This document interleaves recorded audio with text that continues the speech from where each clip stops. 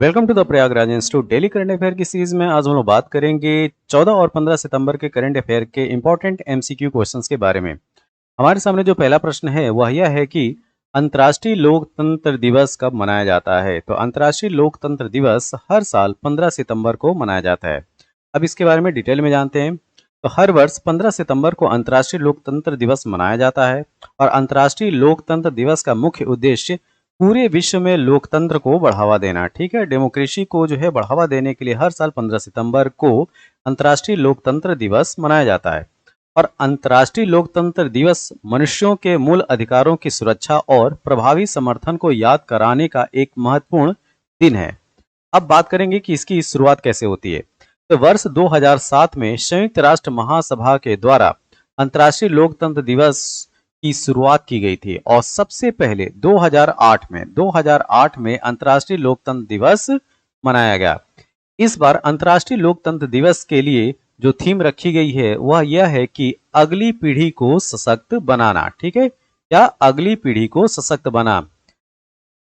अब इसको इंग्लिश में क्या बोलेंगे? एम्पावरिंग नेक्स्ट जनरेशन, ठीक है। तो अगली पीढ़ी को सशक्त बनाना इस साल की थीम है, जिसको हम लोग इंग्लिश में बोल सकते हैं एम्पावरिंग नेक्स्ट जनरेशन। राष्ट्रीय हिंदी दिवस कब मनाया जाता है? ठीक है, तो राष्ट्रीय हिंदी दिवस हर साल 14 सितंबर को मनाते हैं। तो हिंदी दिवस प्रत्येक वर्ष 14 सितंबर को मनाया जाता है और 14 सितंबर 1949 को संविधान सभा ने यह निर्णय लिया कि हिंदी केंद्र सरकार की आधिकारिक भाषा होगी, ठीक है। तो आधिकारिक भाषा के रूप में 14 सितंबर 1949 को संविधान सभा ने यह निर्णय लिया कि केंद्र सरकार की जो आधिकारिक भाषा होगी वो हिंदी होगी। और इसी निर्णय के महत्व का प्रतिपादित करने तथा हिंदी को प्रत्येक क्षेत्र में प्रसारित करने के लिए वर्ष 1953 से पूरे भारत में 14 सितंबर को प्रतिवर्ष हिंदी दिवस के रूप में मनाया जाता है, ठीक है। तो 1953 के बाद हर साल जो है 14 सितंबर को हिंदी दिवस हम मनाते हैं। नेक्स्ट, किसे हाल ही में नाशकाम के उपाध्यक्ष के रूप में नियुक्त किया गया है? तो ये हैं सिंधु गंगाधरन। सिंधु गंगाधरन को नाशकाम का उपाध्यक्ष वाइस प्रेसिडेंट बनाया गया है।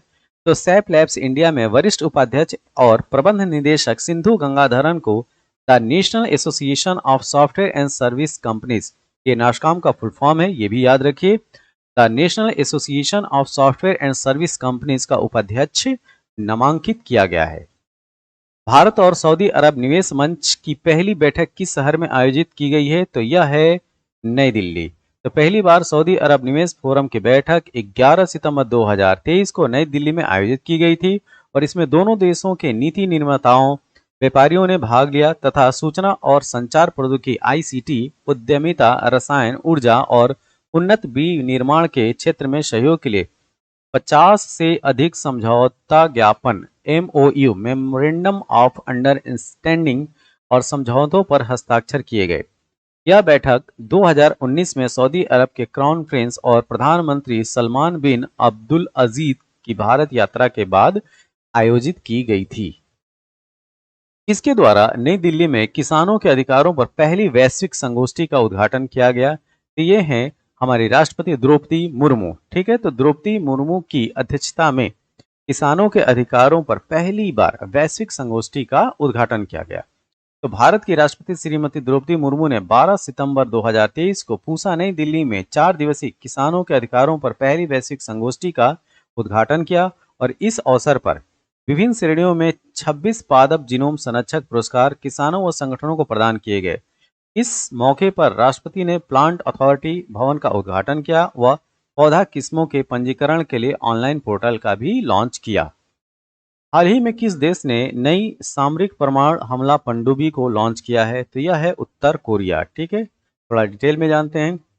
उत्तर कोरिया, नॉर्थ कोरिया ने अपनी पहली परिचालन सामरिक परमाणु हमला पनडुब्बी लॉन्च करके सुर्खियां बटोरी है, जिसका नाम पनडुब्बी नंबर 841 है। तो इस नंबर को भी याद रखिएगा, पनडुब्बी नंबर, सबमरीन नंबर 841। और इसका नाम उत्तरी कोरियाई नौसेना के पूर्व कमांडर हीरो किम कुन ओके हैं, ठीक है। तो इसके जो कमांडर हैं ये याद रखें, इसके जो कमांडर हैं वो पूर्व पूर्व कमांडर हीरो किम कुन ओके। लॉन्च समारोह उत्तरी कोरिया नेता किम जोंग उन की उपस्थिति में हुआ और जहां उन्होंने अपने नौसैनिक बल में इस नए जुड़ाव के महत्व पर प्रकाश डाला। 62वें सुब्रतो कप अंतर्राष्ट्रीय फुटबॉल टूर्नामेंट 2023 की मेजबानी कौन सा शहर कर रहा है? तो ये जो आयोजन होगा दिल्ली में भी होगा, गुरुग्राम में भी होगा और बेंगलुरु में होगा, तो उपरोक्त सभी। तो 62वें सुब्रतो कप अंतर्राष्ट्रीय फुटबॉल टूर्नामेंट 2023 का आयोजन 19 सितंबर से 30 अक्टूबर, ये डेट याद रखिएगा, 19 सितंबर से 30 अक्टूबर 2023 तक 3 स्थानों बेंगलुरु, दिल्ली, गुरुग्राम में किया जाएगा। और 62वें सुब्रतो कप में भारत के 27 राज्यों और केंद्र शासित प्रदेशों की 109 टीमें भाग लेंगी। इस प्रतियोगिता में बांग्लादेश, नेपाल की टीमें भी हिस्सा लेंगी। इस राज्य ने कर्नाटक को हराकर 5वीं राष्ट्रीय व्हीलचेयर रग्बी चैंपियनशिप जीती है? तो यह है महाराष्ट्र। तो महाराष्ट्र ने 5वीं अंतर्राष्ट्रीय व्हीलचेयर रग्बी चैंपियनशिप 2023 में कर्नाटक पर 31-10 के अंतिम स्कोर के साथ शानदार जीत हासिल करके चैंपियन का खिताब जीत लिया है। और यह चैंपियनशिप 10 सितंबर से 11 सितंबर 2023 तक पुणे के बालेवाड़ी में आयोजित हुआ था। हाल ही में वनडे में सबसे तेज 13,000 रन पूरा करने वाले खिलाड़ी कौन बन गए हैं? तो ये हैं विराट कोहली। तो भारत के विराट कोहली ने एशिया कप सुपर 4 के दौरान पाकिस्तान के खिलाफ श्रीलंका के कोलंबो में स्थित आर प्रेमदासा स्टेडियम में 13,000 वनडे रन्स तक पहुंचने में सबसे तेज खिलाड़ी बन गए। उन्होंने इस काम को सिर्फ 267 इनिंग्स में कर दिखाया है, जबकि 34 वर्षीय वरिष्ठ भारतीय खिलाड़ी सचिन तेंदुलकर की 34 वर्षीय 321 इनिंग्स के रिकॉर्ड को तोड़ दिया। कोहली ने इस मौके पर अपना 47वां वनडे शतक भी पूरा किया। तो ठीक है, तो 34 वर्ष का जो रिकॉर्ड था सचिन तेंदुलकर का 321 इनिंग का, उसको भी इन्होंने तोड़ दिया है। और यह विराट कोहली का यहाँ पे जो है वो 47वां वनडे शतक भी पूरा हुआ। एक दिवसीय मैचों में 10,000 रन बनाने वाले छठे भारतीय बल्लेबाज कौन बन गए हैं? तो ये हैं Rohit Sharma. Option number B. भारतीय कप्तान रोहित शर्मा ने कोलंबो में श्रीलंका के खिलाफ एशिया कप 2023 सुपर 4 मैच दौरान में 10,000 वनडे रन पूरे किए और रोहित शर्मा ने इस प्रारूप में अपनी 241वीं पारी के दौरान छक्के के साथ 23 रन बनाने के बाद यह उपलब्धि हासिल की। तो 36 वर्षीय शर्मा इस मुकाम को पार करने वाले छठे भारतीय बल्लेबाज बन गए हैं और पारी खेलने के मामले में विराट कोहली के बाद दूसरे सबसे तेज बल्लेबाज बन गए हैं। हाल ही में सबसे तेज 150 ओडीआई विकेट लेने वाले भारतीय स्पिनर कौन बने हैं? तो ये हैं Kuldeep Yadav. Option number C. तो भारतीय स्पिनर कुलदीप यादव ने श्रीलंका के खिलाफ खेले गए एशिया कप 2023 के सुपर 4 मुकाबले में शानदार प्रदर्शन करते हुए वनडे क्रिकेट में अपने 150 विकेट पूरे कर लिए और इसके साथ ही भारत के लिए सबसे तेज 150 विकेट लेने के मामले में दूसरे नंबर पर पहुंच गए हैं और उन्होंने 88 मैचों में यह कारनामा किया है। किस आईआईटी के शोधकर्ता ने मिट्टी के कटाव को पहली राष्ट्रीय स्तर की मैपिंग करने का दावा किया है? तो ये है आईआईटी दिल्ली के। ठीक है, तो आईआईटी दिल्ली। तो भारतीय प्रौद्योगिकी संस्थान आईआईटी दिल्ली के शोधकर्ता ने मिट्टी के कटाव की देश की पहली राष्ट्रीय स्तर की मैपिंग करने का दावा किया है और आईआईटी दिल्ली के अधिकारियों के अनुसार इससे पहले मिट्टी के कटाव क्षमता का आकलन विशिष्ट क्षेत्रों या जलग्रहण क्षेत्रों में किया जाता था, लेकिन मिट्टी का कटाव क्षमता का राष्ट्रीय स्तर पर आकलन आवश्यक था। और इस मद्देनजर मिट्टी के कटाव की राष्ट्रीय स्तर पर मैपिंग का उद्देश्य उन विशिष्ट क्षेत्रों को उजागर करना है जहां मिट्टी के कटाव का खतरा सबसे अधिक है। हाल ही में किस राज्य सरकार ने राज्य की पहली सेवा क्षेत्र नीति, ये बहुत इंपॉर्टेंट है, ठीक है, राज्य की पहली सेवा क्षेत्र नीति को मंजूरी दी है? तो यह राज्य है उत्तराखंड।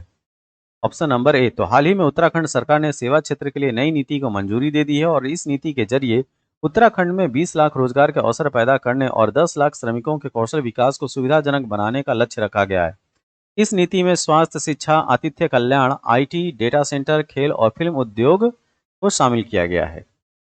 हाल ही में किस राज्य में महापाषाण काल के डोमेन साइट पर प्राचीन टेराकोटा मूर्तियां मिली हैं? तो ये है कर्नाटक। Option number C. तो दक्षिण कन्नड़ जिले के मुडबिद्री में प्रसिद्ध जैन केंद्र के पास मुदुकोनाजे में मेगालिथिक डोलमेन साइट में हाल ही में पुरातात्विक अन्वेषणों के दौरान हड्डी और लोहे के टुकड़ों के साथ संरक्षण के विभिन्न चरणों के अद्वितीय टेराकोटा मूर्तियां पाई गई हैं और प्राचीन इतिहास और पुरातत्व के सेवानिवृत्त एसोसिएट प्रोफेसर मुरुगेसी टी ने एक बयान में कहा कि मुदुकोनाजे के मेगालिथिक डोलमेन्स में 8 टेराकोटा मूर्तियां पाई गई हैं जो 800 से 700 ईसा पूर्व की हैं। कब? 800 से 700 ईसा पूर्व की। हाल ही में तूफान डेनियल ने किस देश के डरना शहर का 20% हिस्सा तबाह कर दिया है? तो ये है लीबिया। ठीक है, लीबिया। तो भूमध्य सागरीय तूफान डेनियल ने, ध्यान दीजिएगा, भूमध्य सागरीय तूफान डेनियल ने लीबिया में विनाशकारी बाढ़ ला दी है और जिससे बांध टूट गए हैं और उत्तरी अफ्रीका राष्ट्र के पूर्व में कई तटीय शहरों के पूरे इलाके बह गए हैं। देश के एक नेता ने कहा कि कम से कम 2000 लोगों को मारे जाने की आशंका है और सबसे अधिक विनाश डेरना में हुआ है, जो कि पहले इस्लामिक चरमपंथियों के कब्जे वाला शहर था, जिसने लीबिया को एक दशक से अधिक समय तक जकड़ रखा था और इसे जर्जर और अपर्याप्त बुनियादी ढांचे के साथ छोड़ दिया था। किस कंपनी ने सेफ्टी इनोवेशन अवार्ड 2023 जीता है? तो ये है RITES लिमिटेड, राइट्स लिमिटेड। ठीक है, ये कर्नाटक नहीं। Option number D. तो RITES राइट्स लिमिटेड ने को अपने संचालन में अभिनव सुरक्षा प्रबंधन प्रणाली को लागू करने के लिए निर्माण श्रेणी के तहत सेफ्टी इनोवेशन अवार्ड 2023 से सम्मानित किया गया है और यह पुरस्कार दिल्ली के होटल ली मेरिडियन में इंजीनियरों के सबसे बड़े बहु-अनुशासनात्मक पेशेवर निकाय the institute of engineers India द्वारा आयोजित 20वें सुरक्षा सम्मेलन के उद्घाटन समारोह के दौरान राइट्स के अधिकारियों को प्रदान किया गया। यह वीडियो आपको कैसा लगा? जैसा भी लगा हो आप अपने सुझाव जो है कमेंट बॉक्स में जरूर दें और इस वीडियो के पीडीएफ के लिए आप हमारे Telegram channel the Prayagraj institute को ज्वाइन कीजिए और इस वीडियो की पीडीएफ को प्राप्त कीजिए। तब तक के लिए थैंक यू, धन्यवाद।